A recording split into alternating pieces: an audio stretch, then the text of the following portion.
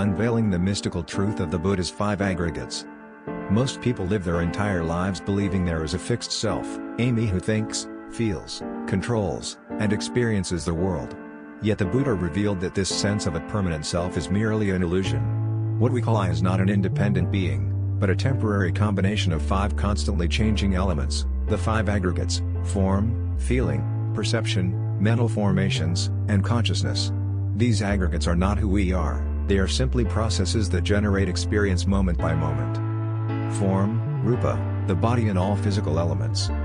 Feeling, vedana, the tone of experience, pleasant, unpleasant, or neutral, arising through contact with the world.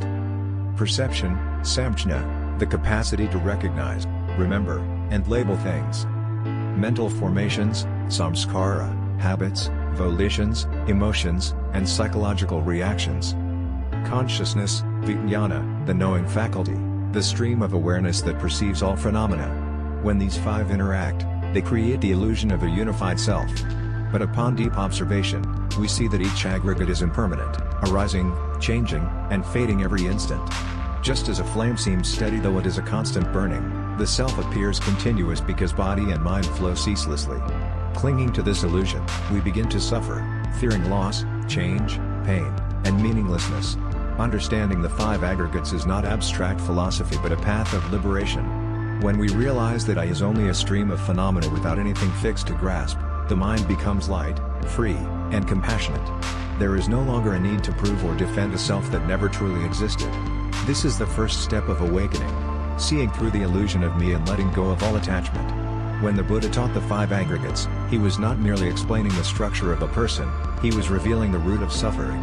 Every fear, frustration, and disappointment arises from attachment, clinging to body, emotions, thoughts, and perceptions as I or mine.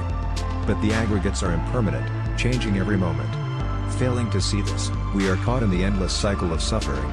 The body, form, ages, weakens, and decays, yet we mistake it for me, and thus suffer when it changes. Feelings, sensation, come and go, joy turns to sorrow, yet we try to cling to pleasure and avoid discomfort. Perceptions and memories constantly shift, yet we treat them as our identity. Mental formations, habits, will, emotions, keep evolving, generating new karma. And consciousness, too, is not stable, it is an endless flow of awareness arising and ceasing each instant. Clinging to what constantly changes is like trying to hold a handful of sand, the tighter we grasp, the faster it slips away. Therefore, the Buddha taught, all conditioned things are impermanent. When this is seen with wisdom, one grows weary of suffering. This is the path to purity. Seeing impermanence does not make us pessimistic, it makes us awake. When we understand that all things change, we learn to let go, not abandoning life, but releasing attachment, not resisting the natural flow. When the mind no longer clings, the changes of life no longer threaten us, they become part of the wondrous rhythm of existence. In letting go, we discover peace and freedom. Yet understanding is not enough, we must practice direct contemplation to see the truth for ourselves. Meditation is the method the Buddha offered to help us observe body and mind as they are. Sitting quietly, following the breath, sensing the body's movements, recognizing emotions, hearing thoughts, without judgment, without pushing away, without clinging, we begin to see that everything is just the play of the five aggregates.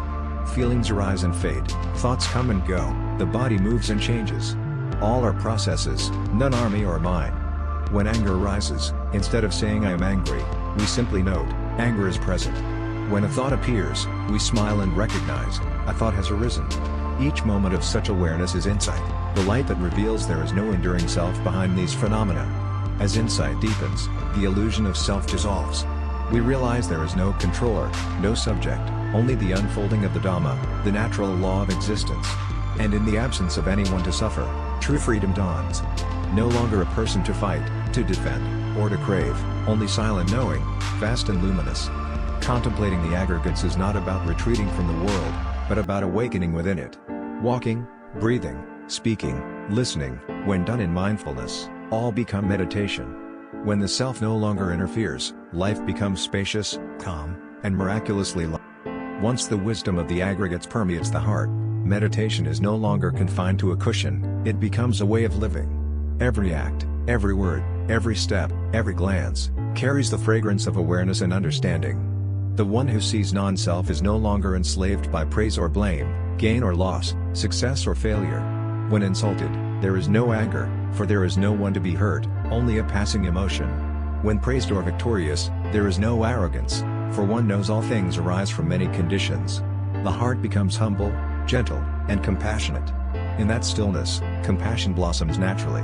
When the boundary between self and others dissolves, love flows freely like sunlight. We see that everyone suffers, wandering in ignorance as we once did. And because we understand, we love, not out of sentiment, but through peaceful presence and insight. Living in non-self does not mean withdrawing from life, it means living more deeply in every moment.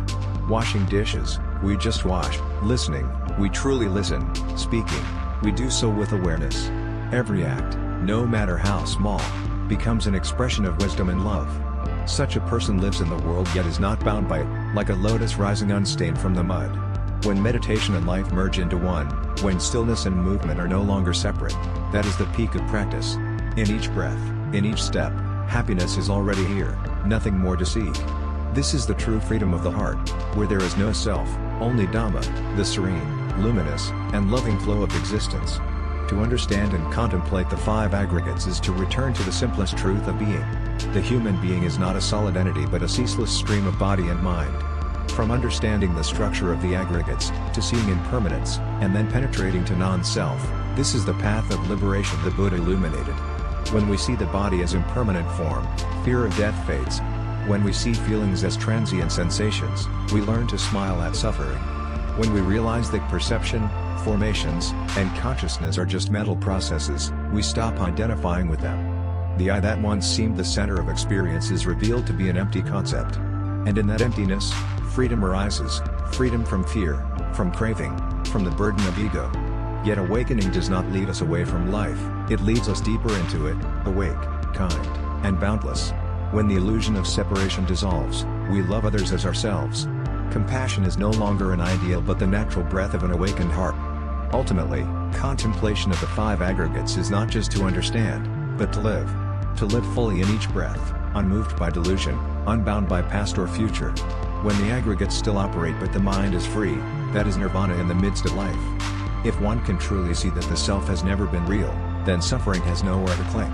What remains is only stillness, clarity, and infinite love, the deepest nature of the awakened mind, the home each of us can return to, right here, in this very moment.